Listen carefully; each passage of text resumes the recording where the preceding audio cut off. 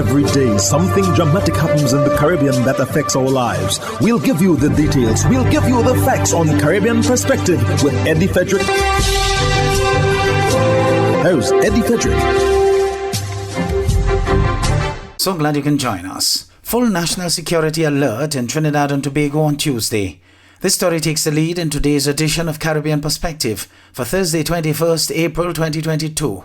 Details when we return. Hubbard's Motor Department Mount Gay and Hubbard's Tire Bay, located at the Building Supplies Compound in Grand Anse, are reminding the motoring public that another round for licensing and inspection has begun. Just arrived on new shipments of quality furrowed and torque tires to fit all makes and models of vehicles at competitive pricing. Shop early to avoid the hassle of long lines. WhatsApp them on 473-405-5482. Hubbard's, quality service, affordable prices.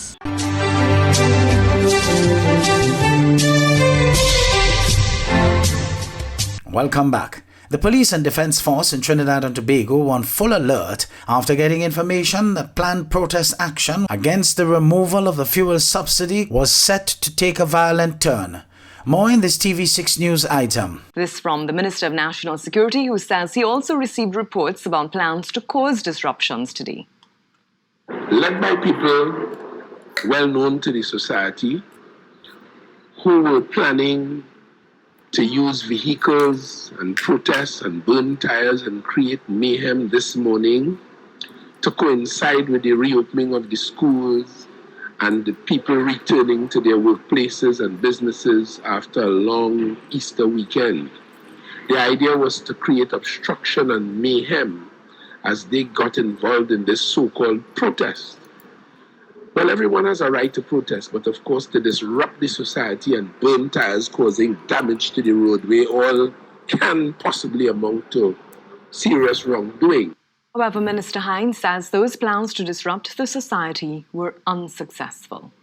The reports that have since come to me is that those plans went asunder, they flopped, in the sense that the right-thinking citizens of the country, recognizing that all might not be perfect, there might be challenges, but that is certainly not the way to do it. That only, as counterproductive as it is, makes the situation for all of us worse, and the citizens generally did not. Meanwhile, over 30 different locations and hundreds of people, all with one message: remove the fuel price increase. Cindy Raghubartika Singh of TV6 News tells us there was a high police presence at each location. Hundreds of people came out at several locations across the country: Day Bay, Gasparillo, Claxton Bay, Hoover, Chaguanas, Mayaro, La Brea, Faizabad and Port of Spain in one voice, rejecting the increase of fuel prices which took effect today. We're not taking that! No! We're not taking that! We're not taking that!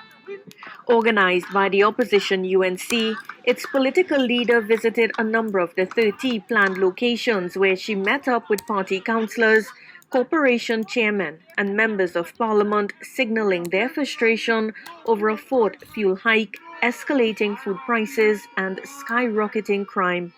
We are protesting against the raise in fuel prices. This is not the first time. It's not the second time. It's not the third time. This is the fourth time this wicked, incompetent government is putting fuel price increases on your head. Her sentiments were echoed by the different MPs at each location. Oropuch East MP Dr. Rudal Munilal said unbearable cost of living increases are coupled with the Minister of Health's inability to procure vaccines for children. While he underscores that the UNC does not support mandatory vaccination, he believes parents should have had the choice before opening their families up to the risk of their children bringing home the COVID-19 virus.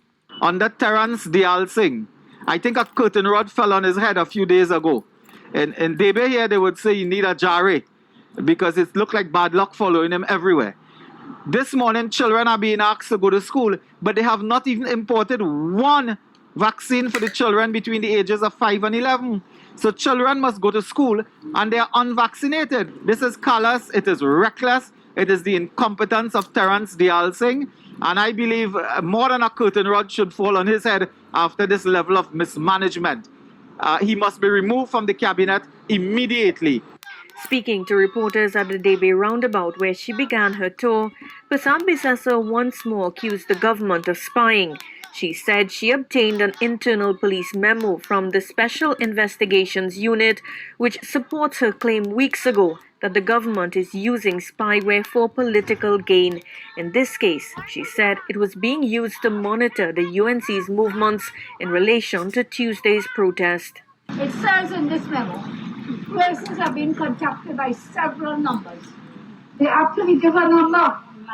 I want to know whose number is that. I asked several people to call it. We don't know this number. Anonymous. But they say there's a UNC number, UNC operative. And they're out there today, as I say. So I'm asking is Constable Clement responsible for this violation of the law for MACOID and spying? This act of spying on citizens is for political motives. On Wednesday, she adds, they plan to raise a number of issues within Parliament. But instead of getting the benefit of responses in the scheduled Prime Minister's question time, she says Dr. Rowley will be absent, having left the country for Barbados today. Cindy Raghubatika Singh, TV6 News.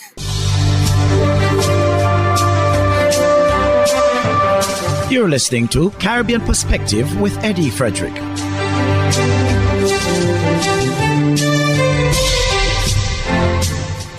Close to $50 a day. That's how much taxi drivers claim they will be losing with the increase in fuel prices. TV6's Renessa Cutting has more. After a clarion call to the citizenry to stay at home today in protest of the rising cost of living, the Taxi Drivers Network is reporting that approximately half of its membership withheld their services from the traveling public today. But for the most part, it was clear that members of the public carried on with their business as normal. We took the opportunity to take the lead and come and speak out about the whole situation, right? So we are saying to the citizens of Trinidad and Tobago today, if you are complaining about something, you need to stand up and speak out about it or stop complaining. Hold the government accountable for the reason why they are taking away the fuel subsidy, right? I don't know how it has benefited anybody in the past where the government had already taken away the fuel subsidy on 3 other occasions, right? And I have seen nothing beneficial coming out to the citizens of this country, right? Our roads in a mess at this point in time. So I am actually questioning the fuel subsidy that the government seems to be taking away piece by piece. What are they doing with that money at this point in time? We would like Mr. Colin to explain that to us at this point in time. Effective today, premium and super gasoline have both increased by $1 per litre.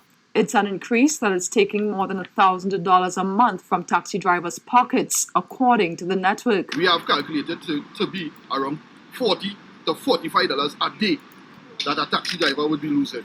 Then we now have to turn around and go to the grocery store and pay more money where the grocery owners, where the business people are now going to raise those items. So it comes like we are losing double and triple at the end of the week. He says, in fact, drivers have been spending more on fuel since the closure of the Petrotrin refinery. A lot of our drivers are complaining that it's burning very quickly at this point in time. And it's affecting our vehicles. Taxi drivers are holding their hand on fare increases, but they say they will be going back to the drawing board to decide on their next step.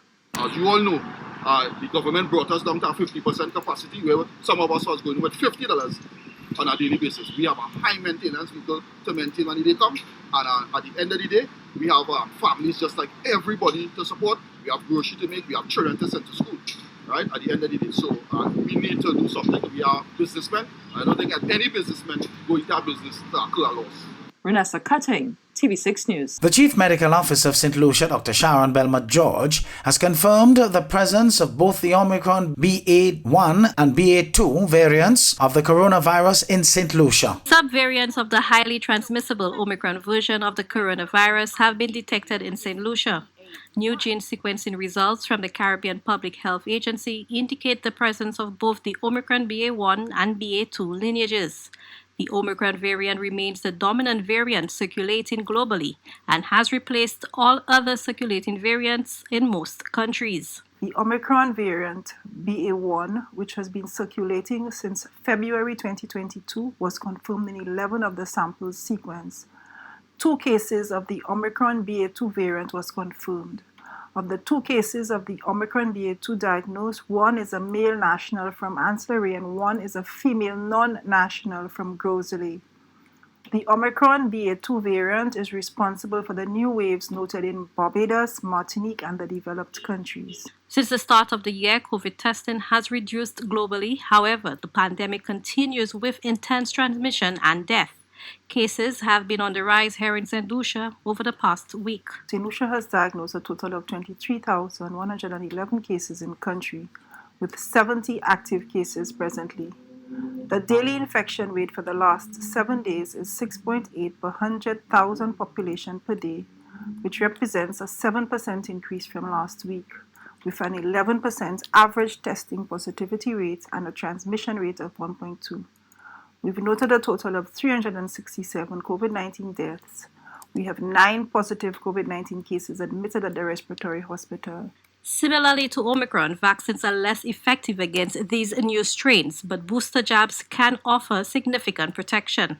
For the DBS News World, I am Zane Romulus. An extension to the state of emergency in Barbados to September as the island tackles a new wave of COVID-19 cases. Health and Wellness Minister Ian Goodin-Edgell, who piloted the resolution on the Emergency Management Act, said the state of emergency will remain in effect until September 22. Even though we continue to relax measures and we continue to manage this pandemic, I want to give the House the assurance that this resolution that is before us, which will extend the state of emergency until September the 22nd, is something that we have to do.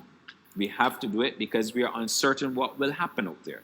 We don't know tomorrow if there'll be a more significant strain out there that could compromise Barbados and its population. So for that and for that reason, we have to extend the state of emergency until September. We probably have a better feel of what's happening there. Minister Edgell assured government will remain on top of the situation, even as he urged Barbadians to get vaccinated or boosted and stick to the protocols, including mask wearing. There's been much concern about the government's mask mandate, especially from tourism stakeholders, and Edgell assured his ministry is open to hearing concerns. He updated the House on recent talks with the Barbados Hotel and Tourism Association on the matter. Last week, we had a meeting with the Barbados Hotel and Tourism Association that went well. I explained what had happened in respect of the current situation, and I said to them that we should regroup and have continued dialogue, and we've agreed to do so within the next 4 weeks. Hubbard's Multi-Department Mount Gay and Hubbard's Tire Bay, located at the Building Supplies Compound in Grand Anse, are reminding the motoring public that another round for licensing and inspection has begun. Just arrived on new shipments of quality furrowed and torque tires to fit all makes and models of vehicles at competitive pricing. Shop early to avoid the hassle of long lines. WhatsApp them on 473-405-5482. Hubbard's, quality service, affordable prices.